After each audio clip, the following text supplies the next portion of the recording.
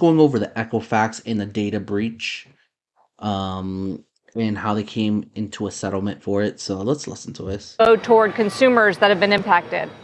Sure. The focus of the whole settlement was around consumers. And, as you know, the cyber attack on Equifax in September of 2017 was significant on the company and on U.S. consumers. And if you look at the $700 million settlement that was announced today, the bulk of that will go towards consumers. There's a $380 million fund, of which $300 million will go directly to consumers for credit bureau monitoring, identity restoration, or if there's evidence of identity theft, for reimbursement for that. And then there's also the payments to the FTC, the CFPB, the state attorney generals, and the New York State Department of Banking. This comprehensive settlement was a priority of ours and is quite unprecedented to bring so many groups together. And the second priority of ours and the regulators was a single consumer fund. And it was really a focus on, doing the right thing for consumers. And just one last point that we've tried to be clear about, there's no evidence to date that any of the data that was stolen in September of 17 has either been sold on the dark web or any increases in identity theft to date. So where is So I feel pretty sure he is the CEO. Let me CEO of Equifax.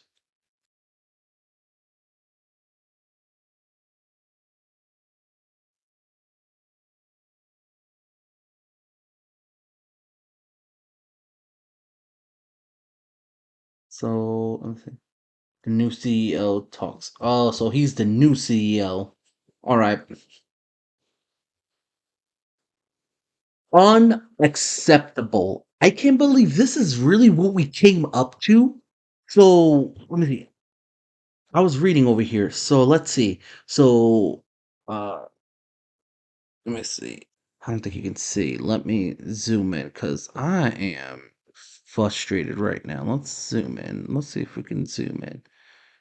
And I think we're right there. All right. All right. So it says, okay.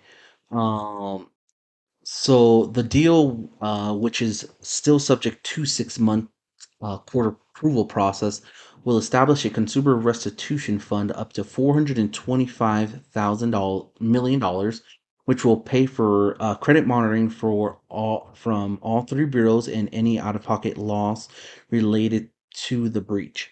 As an alternative, consumers can request 125 cash payment if they've already signed up for the credit monitoring service that will continue for at least 6 months.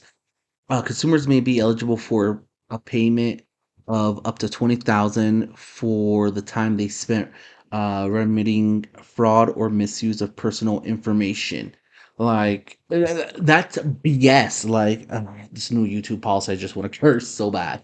This is unacceptable. Like only because the information hasn't been used. That means that you guys let this happen, and it's like it's supposed to be trusted. So it's like I I personally want like $10 million. Like it's ridiculous for them to let this happen, and they're not really paying the people that were really impacted the most. They're paying the attorney generals and the FTC, which for yes, the hours were accumulated to be used, but the thing is that they're not the ones that were affected because we already fund the FTC and we fund the Attorney General. They get paid with taxpayer money, so they're getting paid anyway. And for them to sit here and say that we get nothing out of it, and I'm more heated because I was affected by that, and I was pretty mad. I was like, I'm not gonna look to see if there's anything that I can do, but I'm definitely frustrated that us for the people that were affected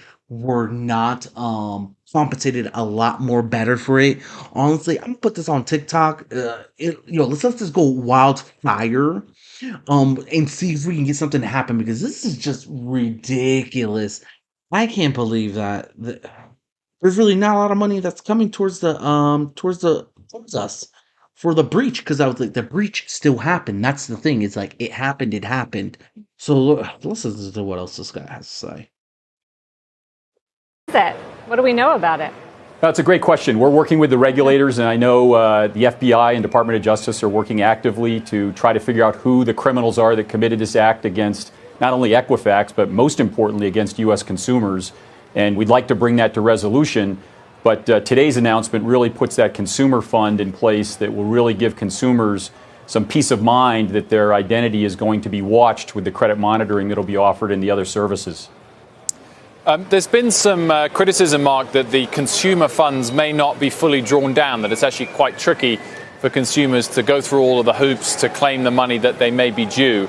Of the $300 million figure you mentioned, how much of that do you expect to pay out to consumers in, say, the rest of this calendar year?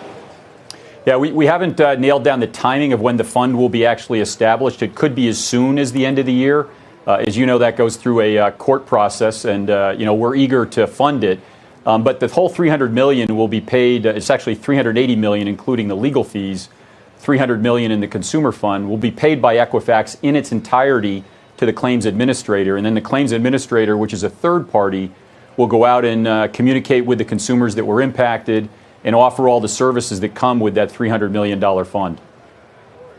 I mean, you've heard the criticism. You've gone through the hearings yourself, already hearing from Senator Ed Markey, for instance, saying for years Equifax compiled dossiers on American consumers on a massive scale, played fast and loose with the data. The settlement is far from adequate solution. What else are you doing, Mark, to assure consumers that their data is safe with you beyond the fine and paying off some of the claims? That's a great question, Sarah. When I joined as CEO last April, there was a couple of priorities that I had for the company. First and foremost is to put consumers first. We wanted to be, and we're planning to be, the most consumer-friendly credit reporting agency. If you want to put consumers first, you should bare minimum be paying people $50,000 off top for the breach within itself, and then additional. So you're not putting us first. You pretty much got caught slipping, or you got caught, and then now you get hit with all these lawsuits because, again, you weren't going to reimburse these people. Oh, when has the credit bureau really done anything for us without us having to ask for them? So it's like, I don't believe them. Like, this is ridiculous. Like, I can't believe that. Wow. In the United States. Second is really to have industry-leading data, security, and technology. And we committed to an incremental $1.25 billion multi-year investment inside of Equifax to really take our technology and our data security to industry-leading capabilities. And that incremental $1.25 billion is a sizable amount for Equifax and is about a 50% increase in what we would spend in security and technology historically.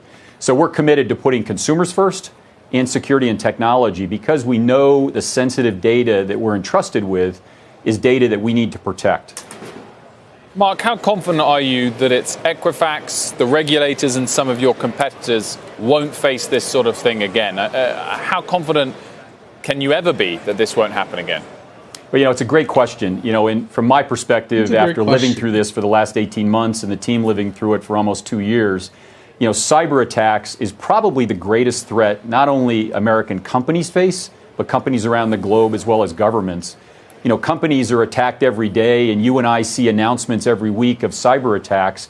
It's a war that, from our perspective, isn't going to end. And an attack on a company like Equifax is an attack on U.S. consumers and attack on Americans. Now, what can we do about it is really the investments we're making in security and technology. We brought in a whole new security team, a whole new technology team, and we're buying and investing and installing the very best processes, technologies, and protocols out there to ensure that we're the safest out there. That said, we get attacked every day, and we're preventing those attacks, but they're going to continue, and it's really a war that's being attacked on every American company. What can you tell us, Mark, about consumer behavior and how it's changed after this very well-publicized, very broad attack? Have more Americans frozen their credit reports? Have they switched out? I don't know if they even can switch out of your system. And what's actually the impact from a consumer standpoint on your business? Sure. As you may know, last September, the Senate and House passed a bill called Senate Bill 2155 that allowed a free freeze on your credit file. And many Americans have taken advantage of that with all three credit bureaus. Equifax, following the data security breach earlier last year, launched a mobile application called Lock and Alert that's available for free for life, just like the freeze from Senate Bill 2155. Our lock and alert product allows consumers to lock their credit file with their phone or their iPad and then open it when they plan to use it. So there's more tools out there for consumers to take advantage of it. That said, we play an integral role, and I think you know that, in the consumer economy. Whether it's a mom and dad who are trying to help rent an apartment for their son or daughter and co-sign on it next week, or someone buying a refrigerator at an appliance store on credit. We facilitate all of those transactions, so we play an integral role, but giving consumers more control through the freeze that was passed by the government or our free lock and alert product is clearly something that we're supportive of.